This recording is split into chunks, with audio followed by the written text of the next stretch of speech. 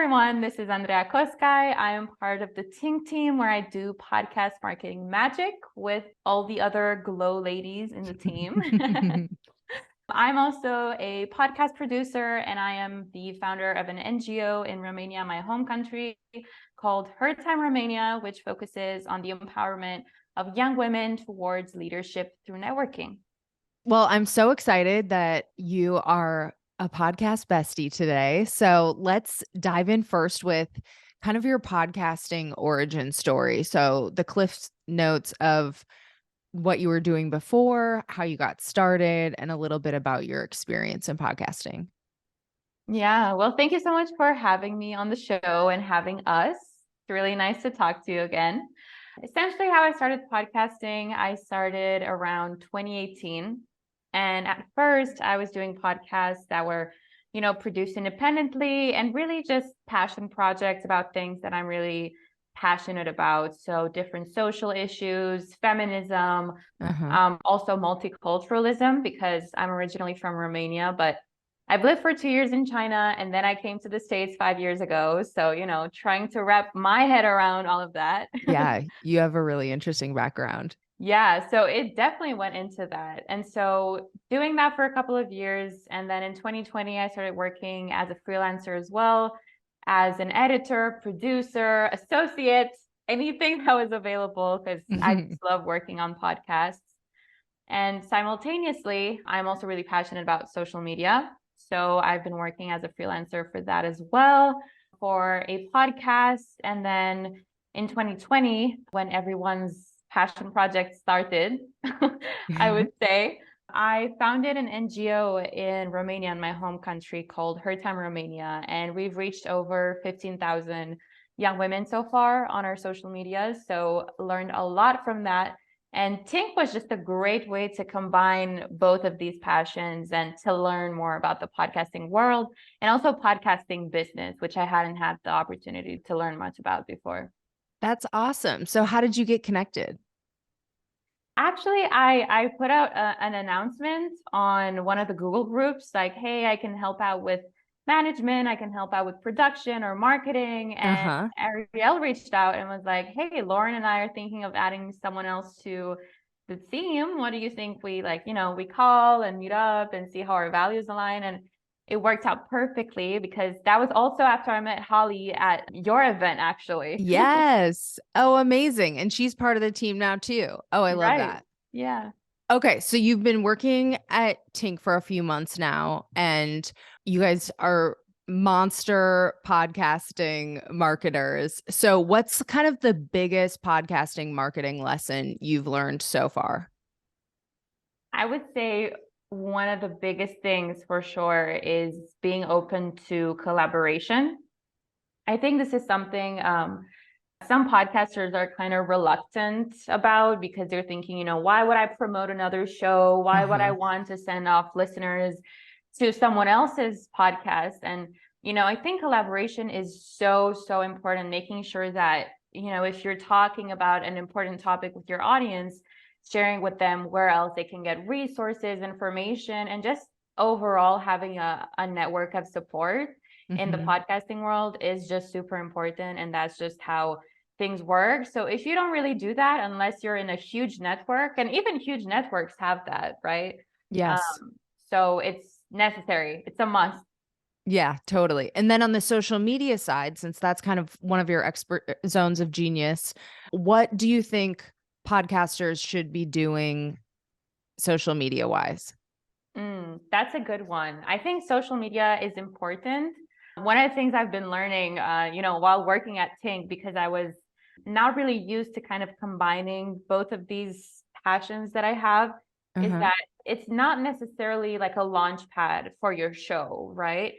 But it can be very, very useful. And one of my number one tips in terms of social media and trying to build a presence over there is making sure you're building a community, having in mind exactly who the people you want to reach out to are, what is their profile, what are their values, what are they looking for, and making sure that you also display that through your branding and through your communication with them.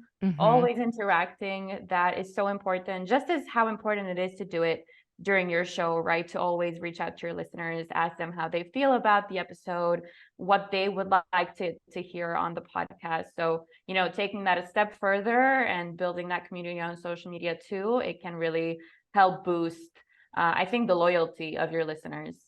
Yeah, definitely. Okay, but we've been hearing so much about video on social media and video for podcasting, but to promote your show, have you seen anything on the video front? Like, is that important for podcasters, do you think? Yeah, that's a hot topic right now, isn't it? Yeah. I think so. From my experience, what I've mostly experimented with is TikTok. And I think TikTok is this thing that everyone's kind of trying to play around with, see how worth it is it to invest in it. And I think the video element is definitely really important if it is something that can be sustainable for the Yeah. show. That's something that is really important to think about, especially as indie podcasters. What's most sustainable for you, to be able to come out with new episodes, and especially on the promotion side as well. But TikTok, which is, yeah, again, what I've experimented most with, does have a lot of potential for growth. We've been experimenting with it for Her Time, and in a few months, it's grown to a few thousand followers, over Oh, wow. 80,000 likes. So yeah, as long as you have the bandwidth to play with it, post a couple of videos a day. That is a time commitment. Yeah. It's definitely worth a try. Yeah. Okay. So, what's your best advice just in general to indie podcasters trying to grow their show? That's a great one, because I'm kind of thinking of tips for myself as well in trying to Great. grow in the industry, meeting more people, and getting to know really what I would like to do as well as a podcaster. So I would say one of the things that has had the biggest impact so far is building a network of support around you, meeting other people, going to events, hearing what other people are up to, and kind of what their journey has been. That is so important. And that really uplifts you and gives you ideas and inspires you. So I would definitely suggest that. And also, what I said earlier, making sure that if you're an indie podcaster, think of ways of making your passion project, which is your podcast, sustainable. So how often realistically can you post? What is the format that will be the most sustainable for you? All of these things are very important to think about, because otherwise you're just going to end up with maybe a few episodes that do really great, gets people excited, but then you realize that, oh shoot, I don't have any more time for this. Yeah. When you said that, what came to mind for me is like, I have this kind of all or nothing idea about video right now. I'm like, oh, I'm going to build this workflow and I'm going to do YouTube, and then I'm going to cut up clips and I'm going to use those clips for shorts and reels and TikTok. And it's Yeah. like, that's essentially channels, like 4 channels that I would be trying to keep going in addition to my podcast episodes. So it's like, hearing you say that made me realize how dumb that is. It's like, maybe I should just commit to, one up to 60-second clip for each episode and get started on those platforms with the one clip before I'm like, okay, I have to do a whole YouTube strategy. You know what I mean? Like, sometimes you can just start small before trying to conquer the Yes. whole thing, or you won't even get started. 100%. I think that's so important, because some people then get caught up in the idea that, oh, I want to do so much, but I can't do it all.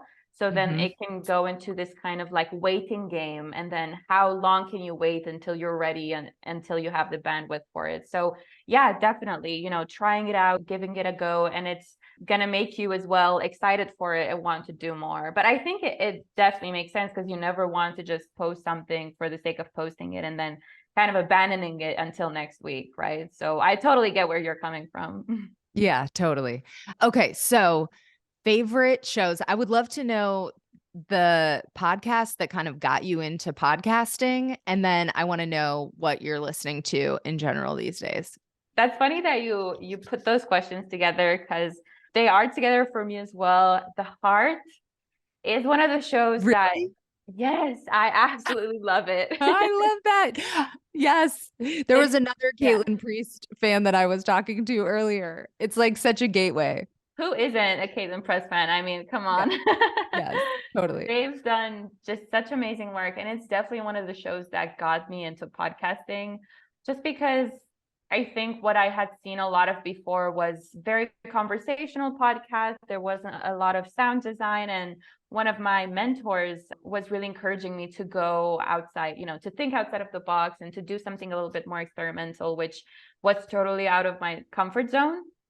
But I think once I saw this show and I heard it, I'm like, okay, there's endless possibilities of telling Yes. this story, and it's just art. So, I've been loving their latest season as well, listening to it as soon as an episode comes out, I'm on it. The one about sisterhood? Yeah, yeah. Oh, I need to listen to that. It's amazing. You should, and let me know what you think. Okay, cool. Anything else that you're loving these days? Yeah, I got a couple shows that I listen to more or less on the daily. They're kind of like short and sweet shows that I really love. One of them is called The Daily Rally. So it's I don't basically know that one. stories. Yeah, you should check it out. It's really nice.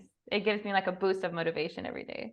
So it's basically a show about, every day people come on the show and they tell their stories of how they've gone through struggle. Maybe they've had an accident. Maybe they had, a family situation going on. And out of that, they came out of it so much better. And it's kind of how they overcame that. It's always revolved around some type of sport of moving your body, which I think is so interesting, being in tune with your body and your mind at the same time.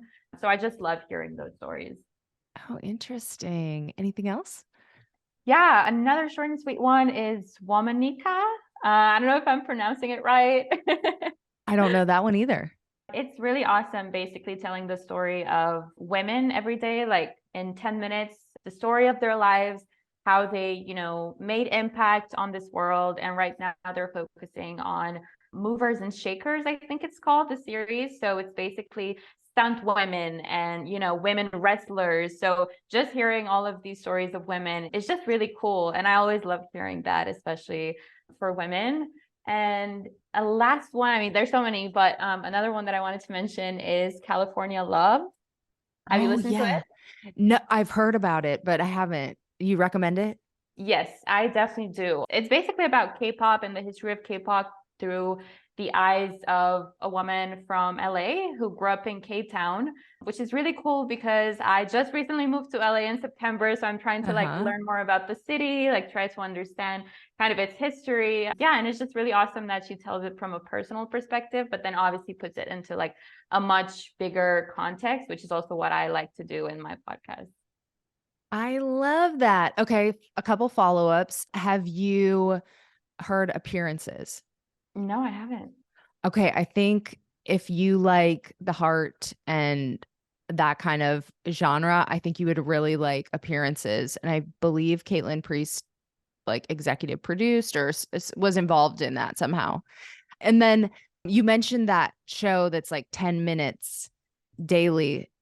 So I feel like that's a little bit of a trend in podcasting. Do you like that format as a consumer? And do you see the trend too? Oh yeah, I definitely see the trend. Every day when I look through new episodes, there's a bunch of them that are like 10 minutes long. And I think, every podcast lover goes through this. I just add so many to my queue and I download them and I Right. try to get through them. So yes, I've definitely seen the trend. And I personally like it because I feel like I learned so much in 10 minutes. And for a creator to be able to condense so much information and make it entertaining and, easy to consume in that amount of time, I think that's very interesting and I appreciate that. But I do also love longer format podcasts that are either conversational or, you learn something new. So kind of like a balance of the two. So I can get through my queue Yeah, because there's so totally. many awesome podcasts to listen to. So it's funny that I've been thinking about that a lot because for Private Parts Unknown, I went bi-weekly. So I'm just every other week because I wanted to like really be able to like put out, stuff that I was really passionate about or whatever. But then I was like, oh, I want to stay in touch with my audience in between. And I had another guest on who was talking about like doubling your outputs, the fastest way to double your ad revenue. Anyway, all got the wheels turning. And I was like, oh, you know what I should do on those alternating weeks is quickies.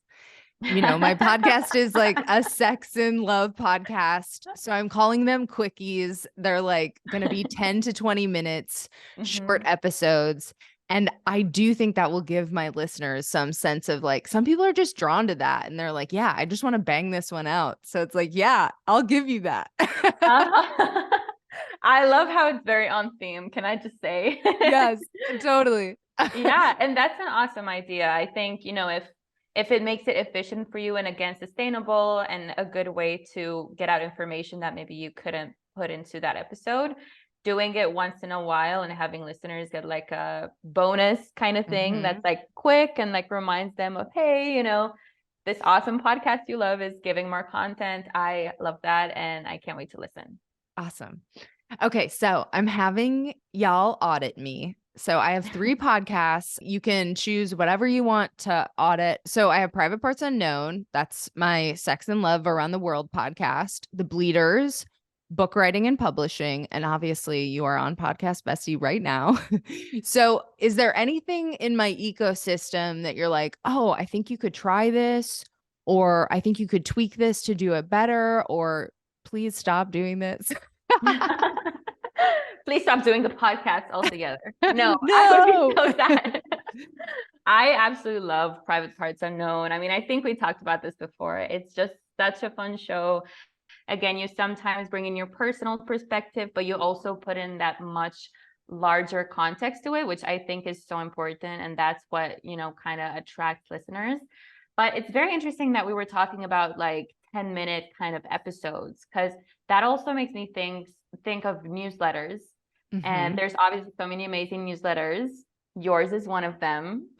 Thank you. And in terms of that, because I'm subscribed to so many, I just try to get through them and try to get the information.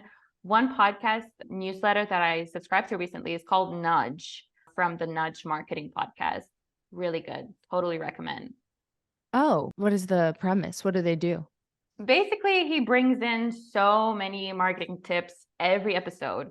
And he also has a newsletter, but basically the way that his newsletters go are that they're just basically super short. They give you this tip, they give you a visual, show you how, a business or a company has applied that tip. And I've been really, really enjoying that because I'm able to see, okay, this is the tip. This is the visual. It's really helpful to remember it. And if I want to apply any of those, I can just quickly get back to it, go through it really quickly, and then, just makes it super efficient. So yeah, if you want to add with your 10-minute quickies, a little quickie newsletter, I think that would work really great. Yes, I have totally gotten off my game I was pretty good for a while about sending Private Parts Unknown newsletters with every episode, but you know what I realized the hump is like sometimes my partner's not available to proofread my stuff, or I'm like get busy with something. So I have realized, I was actually thinking about this right before our call, but I was like, maybe I just need to hire someone to proofread for me just to get it. You know what I mean? Like I just do a batch all at one time and send them to them. And I could probably find someone on Fiverr or something. But if that's Totally. my obstacle, it's like that should not be my obstacle. Yeah, totally. And hey, honestly, we need to take advantage of AI right now. Yes. It's doing so much for us. So, you can start out like that with an AI and it might just do the job for you. Yeah, I have been playing around with it. So far, I think it's going to get really good, but so far still needs a little tweaking. So it's like, it still takes some of my time, but yeah, it's a great resource too, when you're feeling like your brain is fried and you just want some ideas, and then you can kind of write your own thing from there. Yeah, But it's a starting point for sure. For now. for now, it might do the whole job. And honestly, when it comes to show notes, I welcome that. Yeah, that is not a bad thing at all, because that's also going to bring in, other kinds of jobs for us, more time to be creative. So Yes, exactly. yeah, I'm all for it.